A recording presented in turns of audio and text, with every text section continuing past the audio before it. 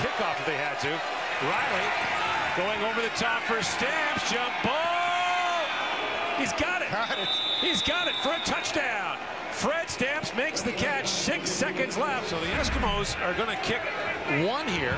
Don't understand that. So here's the thing. If the Eskimos were to go for 2 here and get it, if you trap the opposition in the end zone on a kickoff, you can get a point. All right, so Neal hangs it up in the air. Good kick, and it is fielded by Bakari Grant. Flags come down. So the Ticats recover the onside kick. It will be a field goal of about 43, 44 yards now. They're going to punt it here. A field goal still wins. A single might prevent a game-tying single by Saskatchewan, but this is surprising, isn't it? It is. One would think Renault's trying to keep this in play, but it's going to reach the end zone. That doesn't help. And didn't try to pin him. It is a single point and somewhat baffling. Yeah, I think you gotta try a field goal there. That's a field goal now wins for the Saskatchewan Roughriders. That's right. And they get the ball at the 35. 2nd and inches. Willie gonna go downfield. He's got Brooks Foster at the 45-yard line. 15 seconds left, and now they're maybe one more completion away from DeAngelis range. And stunning stuff here. Still needs 10 or 15 yards, you'd think. Stepping up here, taking off, and now down. 4 seconds left, and they'll get a chance for Sandro DeAngelis from 37 yards out to win.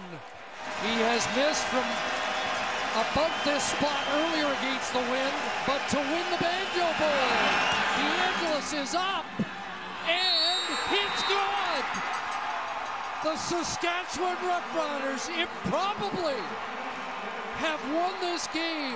And a controversial decision by a rookie head coach in another loss as the Roughriders probably win the Banjo Bowl. So they're back to 1st and 10 where they were 2 plays ago, but the clock is ticking. The clock is ticking. Ellingson with the ball, and he cuts back inside and gets some valuable yardage down to the 25s. And they're going for a field goal now on 1st and 10. So looking to take the 3 with the clock ticking down to 2 minutes. They know they need a touchdown and a field goal, and they'd rather, with the clock being where it is, this is an interesting decision instead of trying for the end zone. They had the 1st down, but they just kicked the field goal, and Sean White is 7 for 7. 3rd and 10, and this should be it if they don't get it. And they don't get it.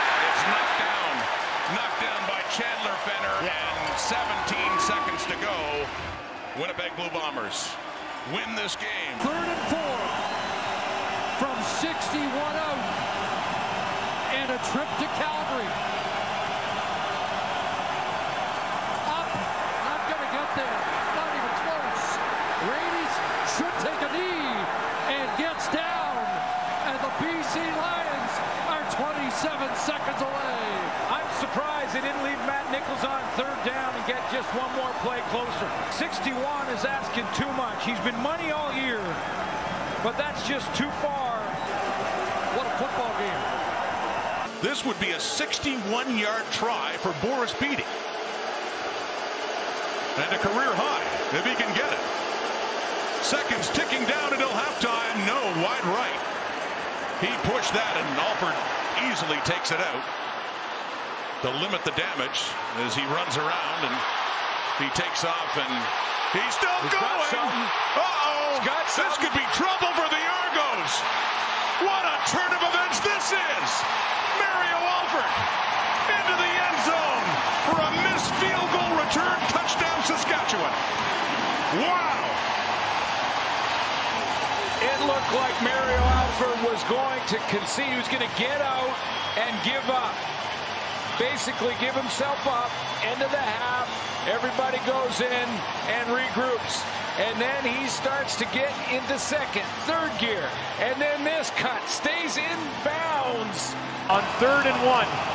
Pipkin's going to keep it. He fumbles the ball. It's picked up. Dropped again.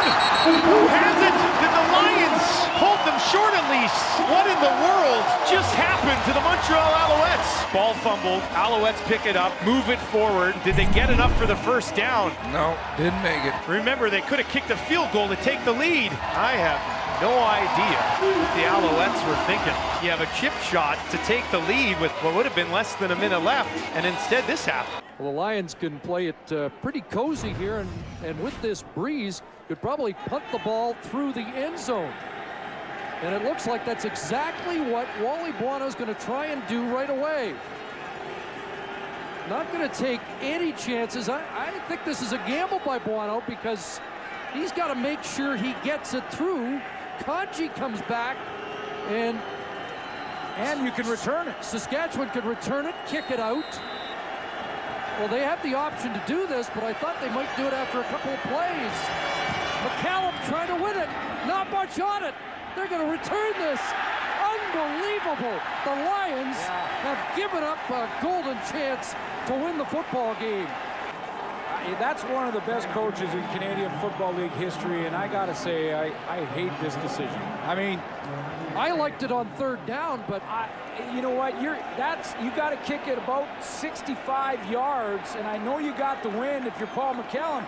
You got to kick it 65 yards. They're going to do it all again at the other end of the field now, but this overtime continues. But I mean, this is chip shot range for Luka Kanji. Now the punt team comes on, and I think this is a gamble. Now he's got to kick it 55 yards and through. The wind is at his back. If he doesn't get all of it, the Calgary Stampeders can get this out of the end zone. I'm not sure I like this. Wally Buono tried this a number of years ago at Mosaic and was unsuccessful.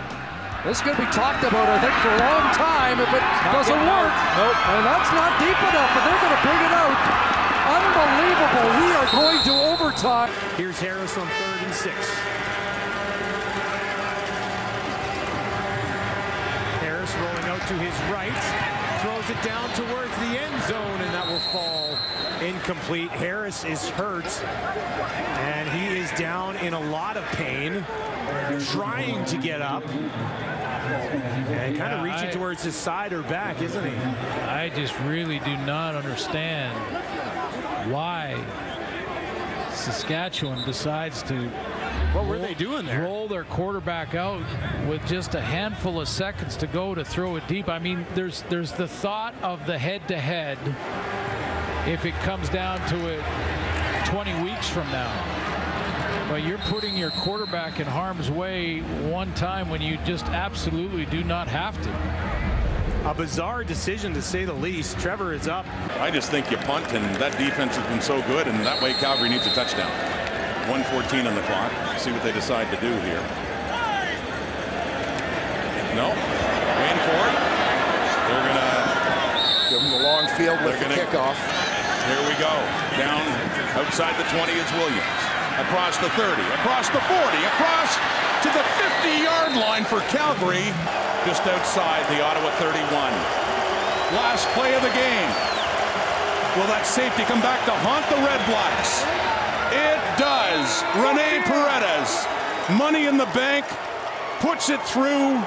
Another field goal for Calgary, and that one seals the deal as the boos rain down here in Ottawa for the Red Blacks, who have lost their 4th straight after a 2-0 start. Back in, 2nd and goal. Rolling, tripped up at the 4. Abdul Kanay with the play. Dave Dickinson trying to show like Buckley's going to go on that quarterback sneak again, then roll the quarterback out and have him throw, but all the receivers and targets covered down. Armchair quarterbacks will say not mess him at the 2. Throws over the middle, Zylstra again! He threw a strike to Brandon Zylstra, 4th catch. They went 3rd and 10 at midfield, but now they're going to go change of strategy. 3rd and 4. A little surprised by this. I am. Went for it the first 3rd down and not this one. Shaun White makes it. Now Jason Moss needs his defense. Back looking for a big return, something the Eskimos haven't got this year. A punt return touchdown. Smith drops it, lost it, and does Calgary have it? And yes, the Calgary Stampeders have the football. Pierre-Luc Caron, the long snapper, comes up with the football and that ticket to the nation's capital. 2nd and 5. Mitchell cutting in zone. Mark Michelle, it's intercepted! Picked off! Matt Black has the football! One of 4 Argos on the 2012 champions. He was cut earlier this year, but brought back, and he makes one of the biggest plays of this 105th Grey Cup. Calgary fans are going to wonder about the call or the decision to go deep when you're in field goal range to tie it. Bully Von Mitchell wanted to go after this win and goes to the well once too many times. Matt Black with the big play and the interception. Mitchell, who threw 3 interceptions last year this game, throws his first at the worst possible time. The 2017 Grey Cup game goes to Ricky Ray and the Toronto Argonauts. The 105th Grey Cup is double blue. Fraser is standing about a yard out from his goal line. Flag has gone down. It's blocked. It's in the end zone. Norm Rojas. Got a little room to breathe. Young quarterback, you can make a mistake down here. Welcome to the CFL here, Troy Williams. Let's see what he's got. That picked off! Picked off by Cameron Judge. That's it. Judge is going to take it to the house. And the Riders are going to go on top in a big way as they close into